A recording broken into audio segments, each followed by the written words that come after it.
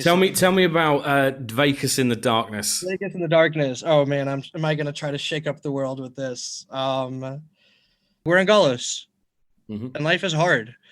Depression, anxiety, stress, like whatever it is, everybody's dealing with something. And so I think that there's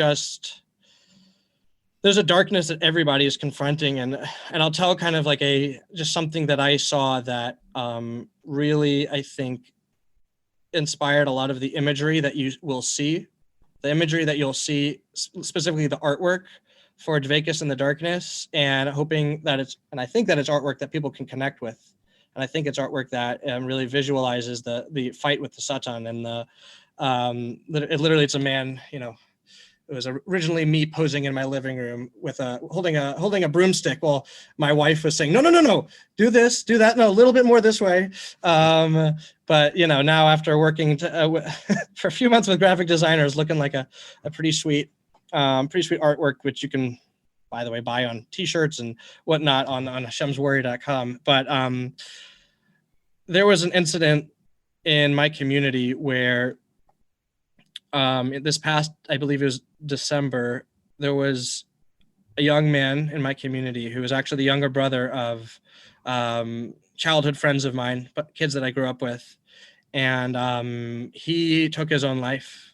But he took his own life barricaded in our shul.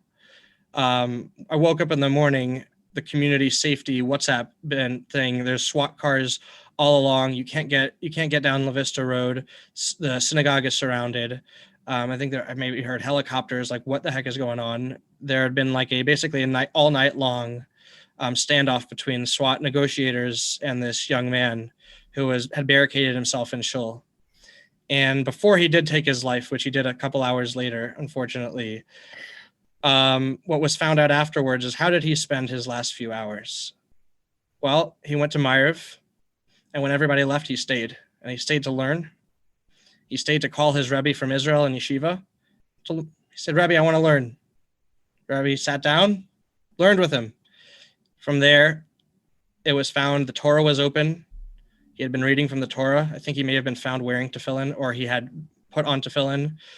But what, like, literally gnawed at the core of my soul was just how I could relate to how much this kid was screaming in his darkest moments of his world crashing down to try to connect to Hashem, and like doing anything and everything he could. And it was almost, as horrific as this all sounds, almost incredibly inspirational to me, that as this kid's world is crashing down, he's like putting on tefillin, he's reading from the Torah, and nobody knew, by the way. His Rebbe had no idea. When his Rebbe called him to learn with him, hey, how are you? Good tonight to talk to you. Sure, I'll learn with you. And it's just, I think that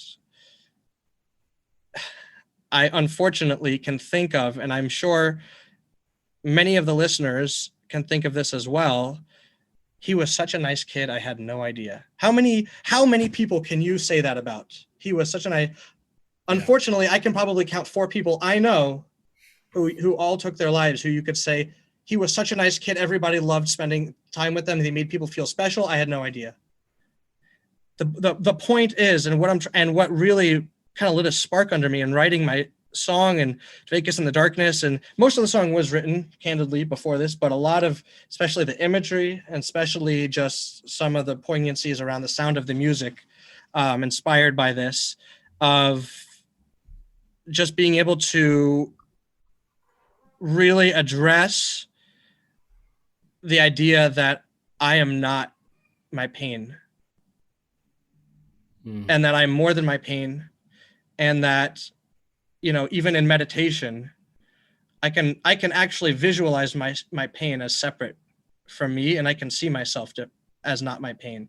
And so, as wacky as this sounds, my second song kind of has a chorus, a death metal guided meditation, if you will, as wacky as that sounds. But really, the chorus is about a person confronting the darkness inside and looking inside, and realizing that one's own divinity and as an expression of Hashem.